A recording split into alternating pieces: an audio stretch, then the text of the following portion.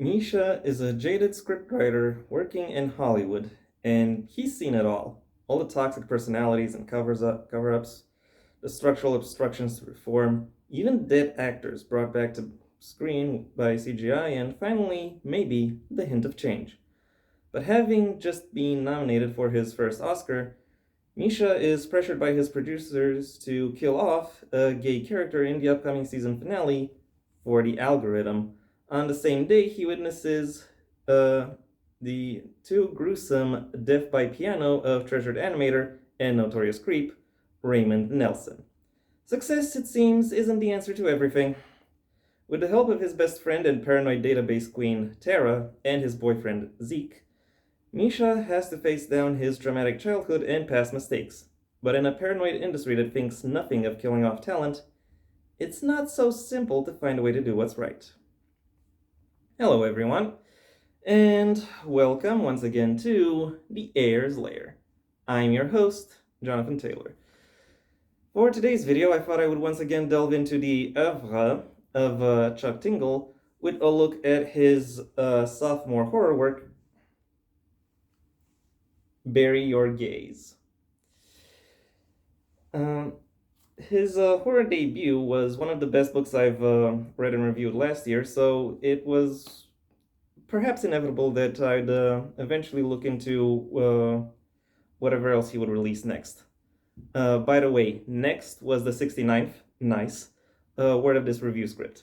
It's Chuck Tingle. I can go meta if I want to. It's very much in keeping with the theme. And this book does very much keep with the theme, as there are lots of stylistic quirks and peculiarities that, or particulars, that unmistakably make this book a dare I say it, long form tingler. Is there anything else about it that distinguishes it? The TLDW for this review is I think Chuck has hasn't exactly hit how to most effectively present narrative weight within this book. And that might just be me saying it because I was reading it while I was even more sleep deprived than I usually am. But still, when reading through this book and going through the plot points, there were lots of moments that I think really undercut the tension that the tension that they were trying to go through, thereby making this book arguably less interesting than it really could have been. A lot of other elements within this book, or I could even say most of them, are by contrast done more than competently. They are done very well and very eye-catching. I just wish that attention to perspective and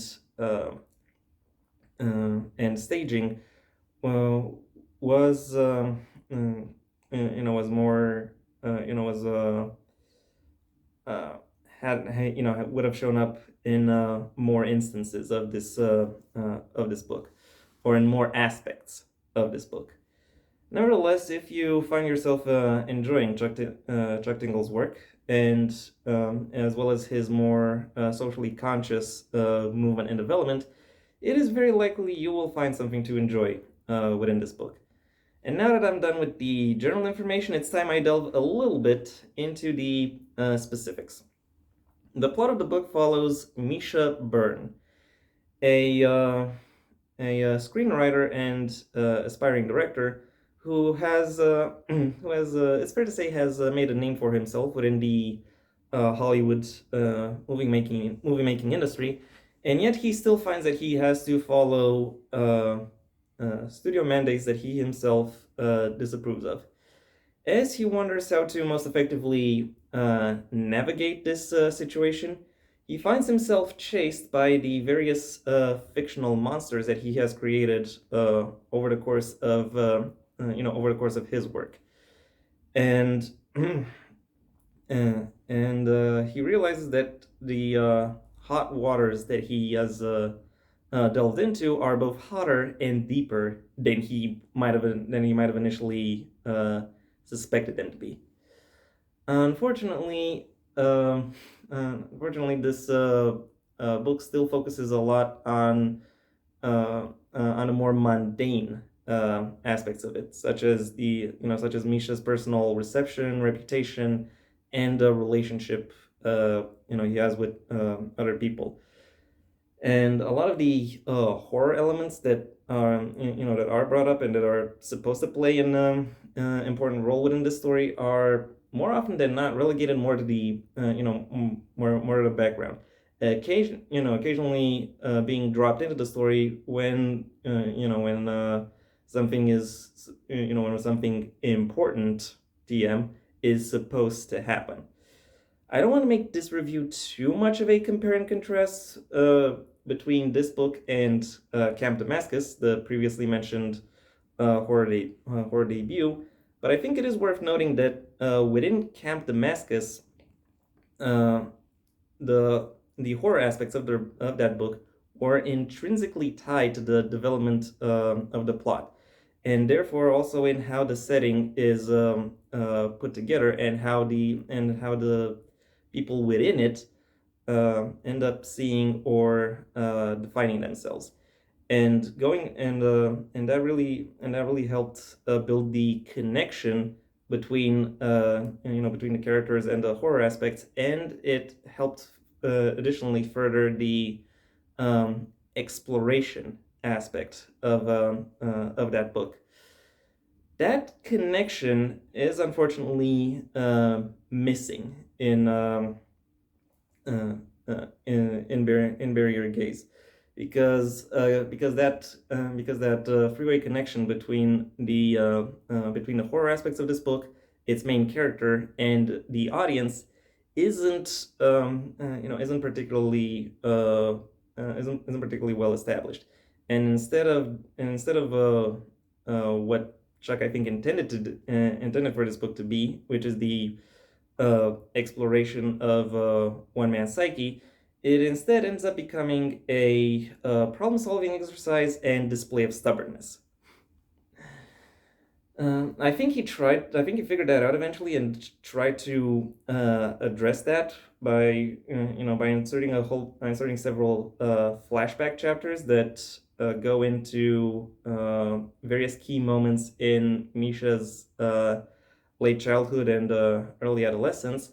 And while those do help flesh him out and allows the reader a greater insight into his own perspective, the connections he has with his own creations, with the monsters pursuing him, is ultimately still a little bit too elusive to really drive the story. That being said, pretty much every other aspect of this book, stands out quite well, because and as Hollywood's gray underbelly, the troubled symbiotic relationship between filmmaking as a business and filmmaking as an art is explored quite effectively.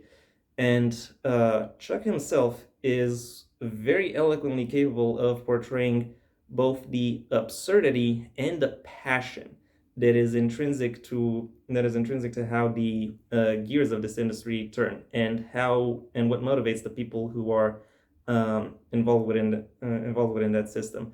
Characterization, world building, atmosphere, ambiance, even dialogue.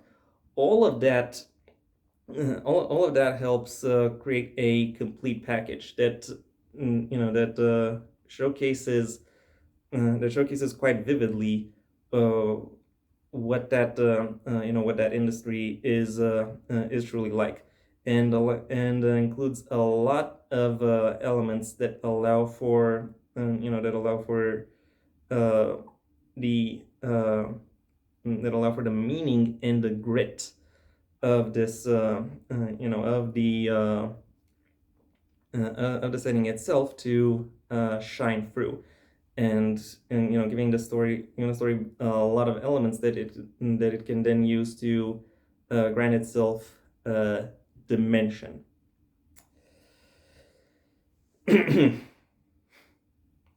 Unfortunately, the horror angle keeps intruding upon it, and because I have to say that is not particularly and that is not really well integrated. Overall, um, nevertheless, this book represents a strong and solid presentation of a topic that has already been done uh, several times before, but it presents it in a novel and intriguing way that allows it to that nevertheless still allows it to that still allows this very old trodden ground to stand out quite well with a lot of flair and a lot of insight going into its creation. Even if the lens through which this world is viewed is a little bit smudged, it the book itself I still think has a lot to offer to a potential audience. My final rating for Bury Your Gaze is a 4 out of 5. And that was my review. Thank you for your attention. If you enjoyed it, well then please like the video, maybe even share it wherever you think other people will also like the video. If there's anything you'd like to add, either to the book itself or to my review of it, that's what the comment section is for. And if you want to see when my next video gets released, well then please subscribe. And ideally also ring the bell or do whatever else YouTube will ask of you in order to keep you notified. My books, the first of my own Heir to the Empire series, The Next Generation and the Path Not Taken, are available at various book retailers under their respective master links in the description down below. Right past my social media links, which I also suggest you check out should you choose to. Additionally, I have a Patreon where, depending on the level at which you pledge, you will receive various perks, the specifics of which I will allow you to discover for yourselves, if they interest you. I also have a second channel where I talk about whatever crosses my mind, really, but it's mostly still talking about various various forms of entertainment that aren't delivered via books or in general literature. If you want to hear more about my thoughts on books or literature, then you can stay on this channel and go through my extensive backlog of book reviews, writing advice, and lore videos. If none of those interest you, then I suggest you go do whatever you want with the rest of your day, because it is your day after all. I'm not sure why you would stay this long in this video if this didn't interest you, but you know what? You do you. After all, it's your day. And yeah, that was all I had to say. Until next time, I am Jonathan Taylor, and this has been The Heir's Lair.